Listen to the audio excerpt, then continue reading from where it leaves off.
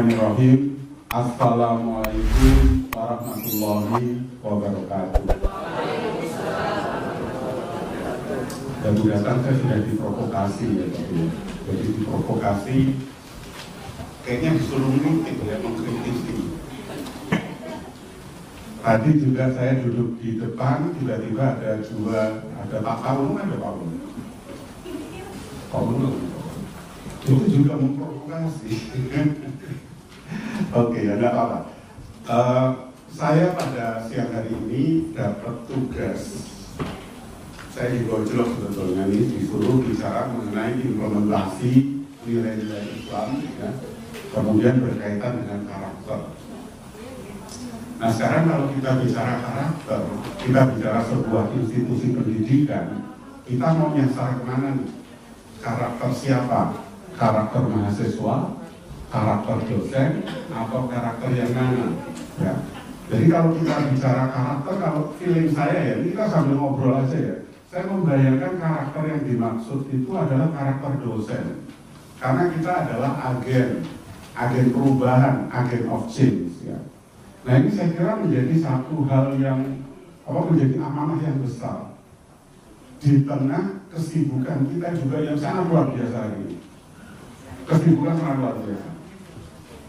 Mungkin saya nanti ada beberapa catatan kecil, tapi sekali lagi ini hanya di ruang ini ya. Jadi kita bicara lebih ke kritik pada saya sendiri dan kita ya. Artinya kalau bicara karakter perguruan tinggi, maka sesungguhnya saya adalah bagian di dalamnya. Maka saya akan mengkritisi saya. Jadi ini bukan berarti saya kemudian mengkritisi dosen lain di luar saya, tapi mengkritisi saya. Baik, Bapak Ibu yang berbahagia, cuma siang ini tantangannya adalah kalau kita di kelas itu kan kita membuat suasana menjadi wow, ya. Saya sebetulnya pengen tahu, pengen lihat senyumnya Bapak Ibu. Luar biasa ya. Oke. Karena ini banyak ya dosen ketika ngomong di kelas ini jam-jam segini, jam kritis. Padahal ketika kita mau melakukan perubahan, maka ini jam yang paling luar biasa sebetulnya. Jam yang paling luar biasa untuk kita diskusi. Ini kan start from our subconscious. Dari cara berpikir kita, dari mindset kita, cara berpikir kita. Nah saya kira dosen ini penting untuk kemudian memformulasikan mindset kita, menempatkan diri kita lagi bagaimana sih pilihan menjadi seorang dosen. Saya kalau ditanya dulu, saya masuk di ODG di sebuah bank BUMN besar yang hari ini teman seangkatan saya itu menjadi direkturnya Bank Syariah Indonesia dan beberapa menjadi senior vice president di Bank Mandiri, di VP Bank Mandiri. Itu teman satu itu. Lalu ketika saya ditanya, kenapa milih dosen?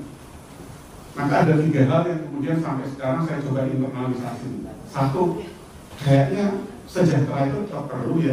Jadi saya tetap berpikir kita ini secara ekonomi cukup. Yang kedua, kita itu selalu belajar, menstimulasi kita secara intelektual. Dan yang ketiga apa? Yang ketiga blessing others. Kita punya impact, punya dampak pada kehidupan. Ini sebetulnya peran seorang dosen. Sehingga saya membayangkan perubahan-perubahan dari ruang kelas kita melahirkan para leader hebat. Itu tidak lepas dari kita yang berdiri di depan kelas itu. Bagaimana kita menginspirasi ada cita-cita besar di situ. Nah, saya dari pagi ini sebetulnya mohon maaf ini saya memang sengaja tidak buat PPT karena dari pagi saya rapat terkait dengan NKRI. Saya lihat case-case-nya, saya sampai membuka ketika itu kan banyak profesor yang senior. Saya bilang, masalah ini adalah masalah yang tidak mengenakan karena berkaitannya dengan kita juga. Tapi bagaimana kita merespon ini dengan sikap terbaik? Ini saya mengawali rapat dengan para profesor BMKI, saya kira seperti itu. Saya seperti itu. Dan kemudian salah satu profesor sudah sepuh mengatakan ya kita ini kan usia kita juga nggak tahu. ya, ujung kehidupan kita ini. Ya, jadi dia kemudian mengingat bagaimana profesor yang baik itu adalah mengingatkan pada pertemuan dengan Allah. Nah ini saya kira satu hal yang saya sampaikan mungkin sedikit kurang populer, ya. Karena sementara di satu sisi kita lagi ngegas untuk capaian-capaian akademik, tapi di sisi lain kita tetap perlu maintain, ya maintain apa? Maintain berbagai aspek, termasuk etika akademik dan lain-lain. Nah ini saya kira menjadi apa? Karena di pena kita, di goresan artikel kita ada martabat, ada etika. Dan saya mendapat informasi itu bukan hanya internal, tapi juga eksternal. Nah ini menurut saya introspeksi buat saya, ya. Artinya mungkin juga kita pernah melakukan kekeliruan. Nah ini saya kira implementasi nilai-nilai Islam ini jadi hal yang sangat menarik. Kalau kita bicara nilai-nilai Islam, kan udah diterjemahkan tuh, kalau di UNI dalam bentuk Islamic values, nilai-nilai Islamik. Kalau saya random, coba sebutkan aja deh Islamik itu I-nya apa, S-nya apa, L-nya apa, M-nya apa, I-nya apa, C-nya apa. Bapak Ibu yakin paham? Islamik itu loh. Ini kan kita mau internalisasi nilai-nilai Islam. I-nya integriti kayak. Nah, luar biasa. Nah, itu kan ibaratnya kita understanding dulu, knowing, ya, aware, lalu kemudian involve, kita terlibat, lalu kita komitmen, ya, terbangunlah komitmen terhadap karakter itu sendiri. Nah sementara keluhan-keluhan di sekitar kita itu tuntutan mengajar itu juga luar biasa. Kemudian publikasi itu juga luar biasa. Apalagi kemarin saya sempat berdiskusi panjang terkait dengan rencana kalau satu publikasi menurut BKD kalau nggak salah satu ya, kemudian satu itu 3 tahun, kemudian satu tahun. Saya waktu itu agak mengikuti kalau ini benar, saya takutnya mungkin saya salah tangkap. Kalau itu terjadi, betapa kita terpaksa mencari shortcut, jalan keluar untuk memenuhi itu, dan lupa bahwa pendidikan sesungguhnya bukan hanya menghasilkan sesuatu yang namanya publikasi tadi. Publikasi dalam arti skopus. Skopus itu jangan sampai kita itu, tadi saya belum apa-apa udah diprovokasi, Bapak proskopus atau anti skopus. Kalau dibilang anti skopus, silakan lihat skopus saya juga punya highlight, artinya seperti itu. Cuma saya mengatakan, jangan dipolitisasi. Ini kita bukan bicara politik, bahwa ini pro atau anti. Tapi kita sebetulnya sekarang sedang bicara bagaimana kita melakukan publikasi yang bermartabat. Jangan kita kemudian fokus itu jadi tempat tawaf, karena kan ini udah betul nih. Tapi kita harus kritis. Itu yang saya tekankan pada teman-teman. Entah kemudian diplesetin saya dianggap anti fokus atau apa. Tapi bukan. Saya lebih cenderung untuk tempatkan secara proporsional. Itu kan juga database. Di dalamnya ada publisher yang bermain. Dan saya paling sedih ketika melihat mahasiswa saya di S2 itu rebutan publish di Copernicus bayar 1 juta rata-rata. Lalu kirim 2 hari kemudian publish dan bangga merasa intelek. Saya bisa tanpa revisi. Saya cuma diam-diam mikir ini jangan-jangan kita idiot secara kolektif. Karena apa? Kayak gitu tanpa revisi lalu kita bangga. Lalu kita mengatakan ini loh. Itu akhirnya saya selalu saya saring itu ke metode di mata kuliah metodologi riset. Mari kita tempatkan secara bermartabat. Nah itu gambaran tadi. Sebetulnya bahasan karakter ini luar biasa ya. Karakter itu harusnya berangkat dari bagaimana cara berpikir kita, satu mindset kita. Yang kedua adalah values, nilai-nilai. Jadi nilai-nilai tadi itu memang harus terinternalisasi. Kita harus, kemudian kita ini harus antusias, energik, ya, harus happy, harus penuh rasa syukur. Kita tularkan pada mahasiswa. Jam-jam segini, nah ini saya salut. Jam segini saya lihat Bu Mega ceria, ya. Saya lihat Bu Diana, ya. Wah, semua nih Pak Bambang dan lain-lain. Walaupun tertutup tapi senyumnya kelihatan karena senyum itu dari hati. Hati itu lalu memancar ke kena, gitu kan. Ini saya kira luar biasa. Nah ini saya kira energi-energi seperti ini harus kita bangun. Ini namanya positif energi. Jadi kalau kita bicara budaya di UNY, ya tadi Islamik, itu kan harusnya nih ada pikiran-pikiran positif, energi positif, lalu nyebar ke semuanya antusias di kelas, ya, respect satu sama lain, saling mengingatkan. Lalu kita kemudian kalau kita bicara salah satu dimensinya, salah satu aspeknya namanya psychological capital, modal psikologis. Itu kita punya harapannya besar. Yang kedua kita tadi optimis, ya. Lalu self confident, percaya diri, dan resiliensi daya tahan. Nah ini kan harus dibangun. Jadi kita modifikasi itu nilai Islamik yang kita punya, lalu kita internalisasi. Pada saat kita internalisasi, sesungguhnya yang kita lakukan itu menjadi nasihat. Jadi nasihat kita ini sebagai dosen adalah attitude and behavior. Sikap dan perilaku kita menjadi sebuah nasihat.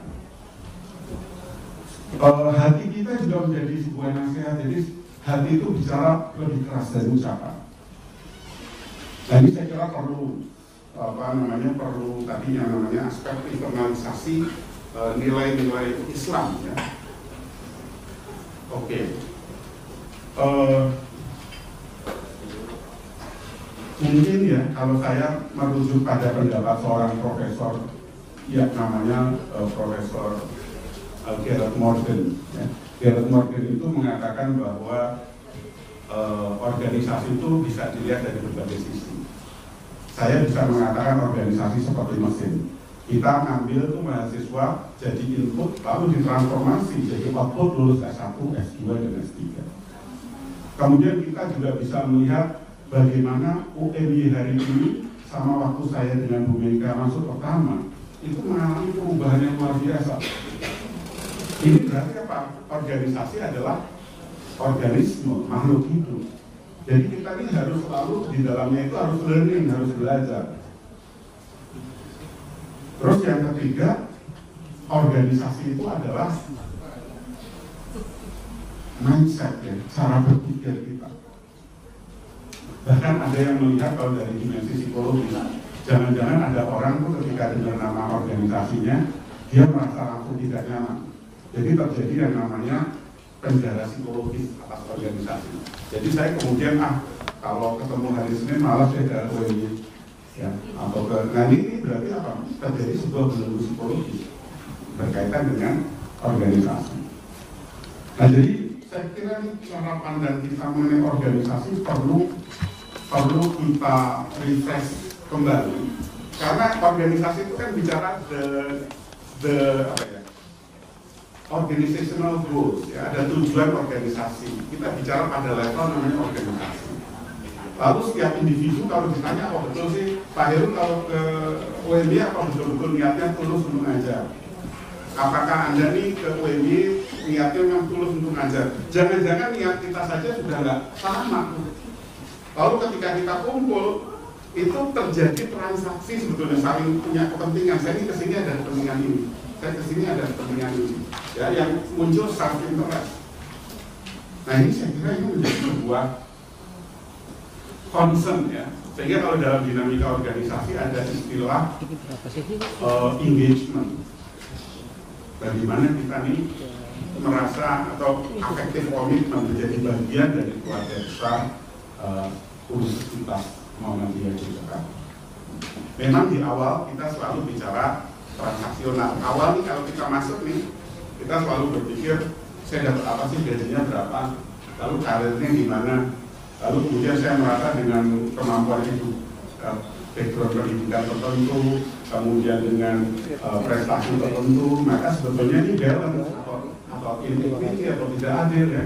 Itu menjadi concern. Jadi aspek keadilan selalu menjadi concern atau basis dari perikatan antara organisasi dan individu.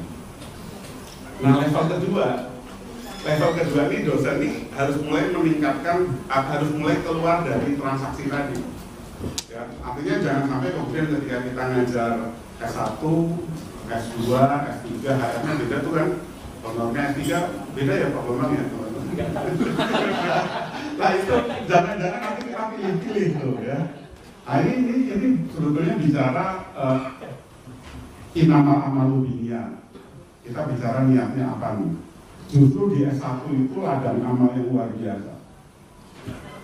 Jangan sampai kemudian ada istilah dosen premium, ada istilah dosen kelas 2. Dosen premium itu apa? Dosen yang publikasinya banyak, tapi kemudian tidak punya impact. Ini otokritik buat saya, jangan-jangan ini nulis nggak punya dampak. Sementara yang paling membuat kita tenang di akhir kehidupan kita adalah bagaimana mahasiswa kita, bagaimana mereka menjadi orang-orang yang berhasil. Ya. Jadi di sini sebenarnya ada amanah. Ya. Saya cuma mengingatkan saya terutama terkait dengan bagaimana kita menjaga amanah sebagai profesor, sebagai doktor, sebagai para pendidik. Jangan-jangan kita ngejar publikasi itu pun akhirnya kita pilih publikasi, kenapa? Karena insentifnya gede. Oh insentifnya gede, pilih mana? Scopus. Scopus pun pilih mana? Oh pilih yang begini. Dan ini menurut saya virus. Itu virus. Jadi saya sekali lagi mengingatkan saya untuk untuk melihat pendidikan tidak hanya seukuran itu tadi. Karena saya berapa kali kaget loh. Saya ketika ini karena intern ya saya cerita intern. Mahasiswa bahkan sampai ada yang tanya ke saya atau dokter Pak, ini novelty-nya apa sih?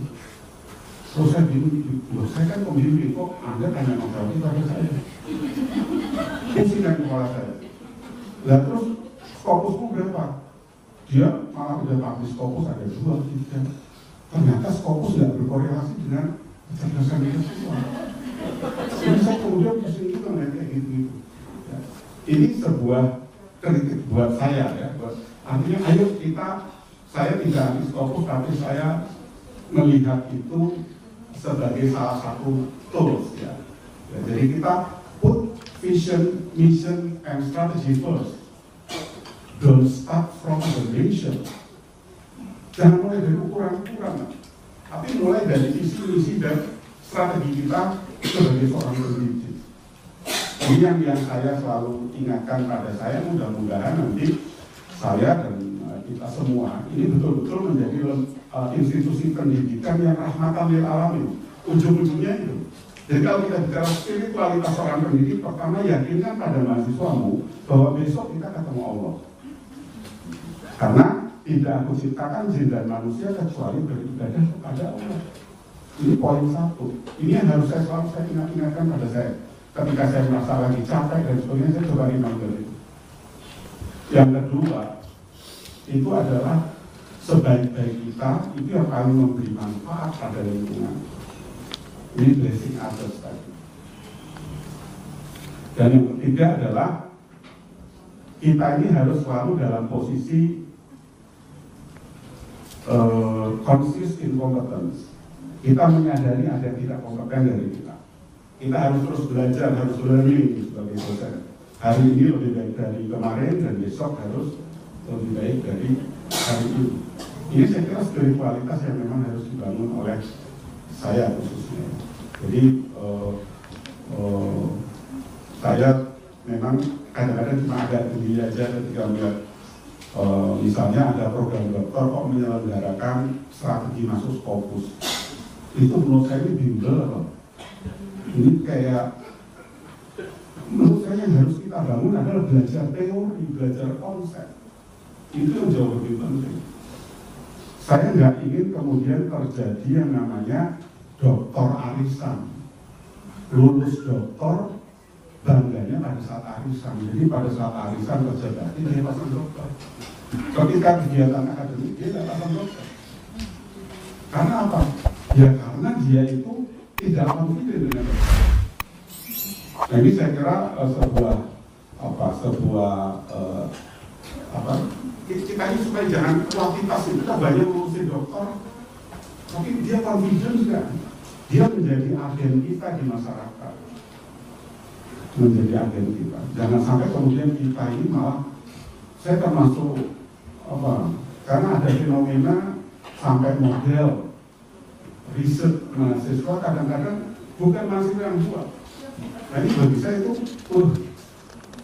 kita ini tidak mengempower, tidak memberdayakan mahasiswa. Jadi saya kalau bicara mengenai karakter Pak Herudin ini sebuah challenge khususnya buat saya. Jadi bagaimana nih saya ini dapat satu amanah untuk, karena kalau bicara karakter tadi kita ada diskusi bahwa kalau karakter di perguruan tinggi maka dosenlah yang punya peran strategi karena dia agen. Ya. Kemudian yang kedua karakter ini sebuah perjalanan. Kita ini kadang-kadang fluktuatif. Lingkungan, sistem reward itu bisa membuat perilaku. Jangan-jangan reward dan insentif itu membuat perilaku kita menjadi lebih transaksional. Ya jadi ini semuanya memang setiap strategi ataupun policy pasti ada keterbatasannya. Tapi paling tidak kita juga kemudian melihat itu, oh ya, ini sebuah tantangan. Kita harus kemudian meminimumkan ya dampak practices tertentu karena banyak sekali. Ya. Saya pengalaman ketika saya dulu di BUMN itu kan gajinya saya itu belum gitu aja kan besar dan nggak pernah dapat korek-korekan kalau rapat tantangan. Sehingga ketika kita rapat tuh saya balikin ke BUMN itu, rapat itu saya nggak bayangin tanda tangannya itu, saya pengen fokus pada apa nih problemnya. Nah sementara ketika pertama kali saya ngajar itu saya dulunya apa nih ada tanda tangan ini ada apa? Nah tapi maksud saya kita juga perlu hati-hati walaupun itu bukan berarti salah, tapi artinya kadang-kadang itu bisa membentuk behavior, membentuk perilaku. Jadi bagaimana nih kita nih katanya hidup-hiduplah Muhammadiyah dan jangan cari hidup di Muhammadiyah. Sebetulnya itu pun dalam kacamata kalau perspektif saya hidup-hiduplah Muhammadiyah dan jangan cari hidup di Muhammadiyah itu artinya kita harus kerja terus ikhlas, harus kerja yang sehebat-hebatnya. Tapi dari sisi manajemen juga jangan menjadikan itu sebagai sebuah, kalau itu menjadi kekuatan manajemen maka itu jadi alat kooptasi. Kooptasi apa? Karena kan itu rawan kemungkinan terjadinya penyalahgunaan di level ini. Sehingga manajemen ini tetap berpikirnya bagaimana mensejahterakan, lalu kita itu berpikirnya adalah bekerja secara tulus. Itu yang saya bayangkan. Jadi saya kira ini memang kalau kita bicara budaya organisasi ya Islamik atau tadi membangun karakter itu bicara jangka panjang, bicara untuk saling mengingatkan. Karena karakter itu sekali lagi sebuah perjalanan, lalu karakter itu kan nanti institusi kita punya karakter kolektif. Oh ternyata dosen UMY itu tipenya antusias, dosen UMY itu respect satu sama lain, dosen UMY itu selalu punya karya-karya hebat, tapi juga integritasnya sangat terjaga. Karena benteng pendidikan sekali lagi adalah integritas sama kejujuran. Nah ini saya kira menjadi karakternya UMY secara kolektif. Kalau karakter terjadi secara kolektif, ya itulah suasana yang kita rasakan. Oh, UMY ini ternyata energinya betul-betul positif. Energinya positif. Nah sekarang kalau kita bicara dari level individu, ini panjang. Sekarang kalau kita bicara dari Kalau kita bicara dari level individu, dari level saya, mungkin saya sedikit cerita pengalaman ketika saya jadi dosen UMY pertama. Saya jadi dosen UMY pertama itu tidak ada model penjelasan career path, jalur karirnya seperti apa. Saya nggak tahu. Waktu itu saya masih ingat Pak Ahim ada nggak di sini? Kemarin Pak Ahim itu bukan belum ada WA waktu itu jadi lektor terus diselamatin. Saya waktu itu bayang lektor itu sama rektor beda nggak ya? Jadi soalnya nggak tahu lektor sama rektor itu pas jadi dosen awal kan nggak ada orientasi waktu itu. Ya terus memang saya dulu punya pengalaman spiritual ketika saya keluar dari BUMN itu orang tua saya kan orang BUMN semua tuh bapak, ibu, adik, ya, om, semuanya BUMN gitu. Lalu kemudian saya punya argumentasi tadi 3 hal tadi kenapa mau jadi dosen. Lalu orang tua mengatakan ya sudah kalau itu bisa tunjukkan nggak yang terbaik. Itu aja yang ada di kepala saya waktu itu. Dan waktu itu saya cuma berpikir mau jadi profesor. Mau jadi profesor itu ketika saya dapat SK itu persis sebulan kemudian ayah saya meninggal. Jadi saya masih menyempatkan diri untuk memberikan SK itu. Itu pada itu satu pengalaman. Sehingga waktu tidak ada karir, itu saya mencari tahu sendiri. Termasuk juga hibah-hibah. Dulu saya merangkai hibah itu dari fundament dari hibah apa namanya dulu. Penelitian dasar. Oh iya, pertama dosen muda, kemudian penelitian dasar, lalu saya bawa ke seminar luar negeri. Waktu itu kan nggak ada dana dari sini. Saya ke seminar luar negeri, pergi sama Bu Indah ke Taiwan, pergi ke Singapura, pergi ke Belanda. Itu dari situ. Waktu itu karena saya mikir, saya S1, S2, S3-nya juga. Saya harus sebelum profesor conference paling tidak. Saya hanya ambil itu. Lalu kemudian saya masuk jurnal internasional dan saya nggak tahu namanya itu Scopus atau bukan. Jadi waktu itu masuk jurnal internasional karena saya dapat salah satu dari 3 paper terbaik di satu conference. Lalu saya dikontak oleh panitianya. Terus saya bilang oke, nggak apa-apa. Terus saya kira mudah, ternyata perbaikannya sampai 6 bulan. Terus akhirnya publish dan saya nggak diminta bayar apa-apa. Kemudian 5-6 tahun kemudian saya baru tahu itu Scopus. Tapi saya juga nyebutnya Scopus waktu itu karena saya nggak tahu apa nih. Terus saya bilang ini artikel saya masuk Scopus karena saya nggak tahu itu Scopus ya. Tapi artinya saya menjadikan Scopus itu sebagai dampak dari sebuah riset. Bukan kemudian saya tawaf di Scopus. Ya. Dan kalau tawaf di Scopusnya apa? Pokoknya Scopus. Sehingga saya kadang-kadang sedih kemarin mungkin sama Mas pengelola ilmu komunikasi itu kan? Oh iya, kemarin ya? Itu kan masuk ke saya lihat desain kurikulumnya lalu loh, kok sementara itu udah suruh publikasi Scopus? Dari mana dia nanti dapat material untuk publish? Ini hanya menimbulkan kegaduhan. Gaduh dia bingung, mereka nanti cari sembarangan dari mana sumbernya, tapi Scopus. Nah ini yang namanya politis kok. Jadi saya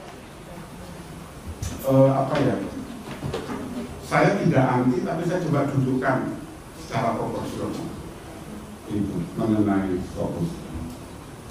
Dan itu juga yang lain.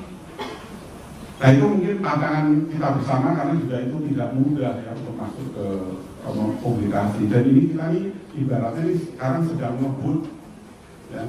Kita sedang ngebut. Tapi menurut saya tetap perlulah orang-orang kayak saya gitu untuk ngerem-ngerem dikit gitu ya, ngerem-ngerem dikit. Maksudnya kalau enggak itu jadi bom waktu.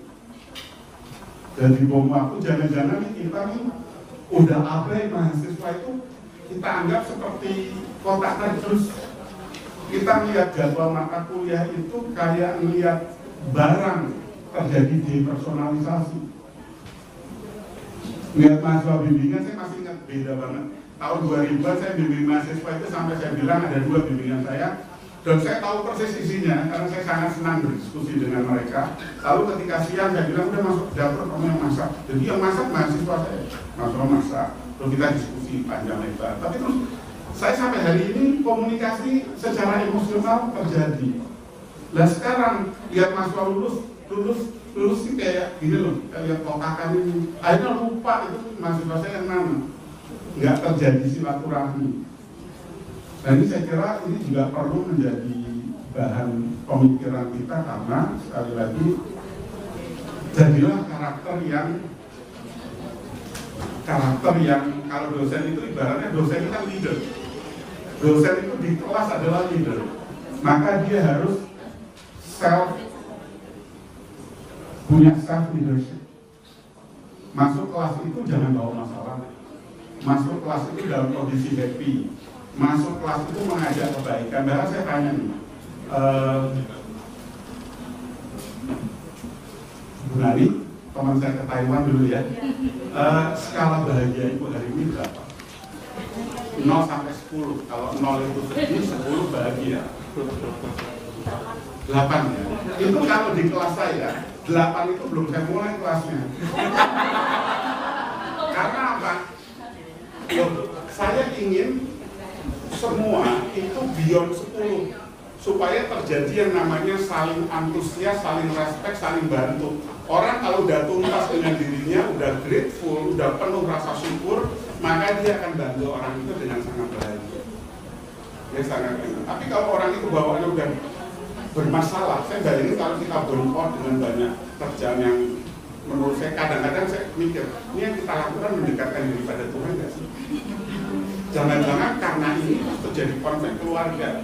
Jadi tidak balance antara work balance, work family balance. Ini kalau kayak gini kan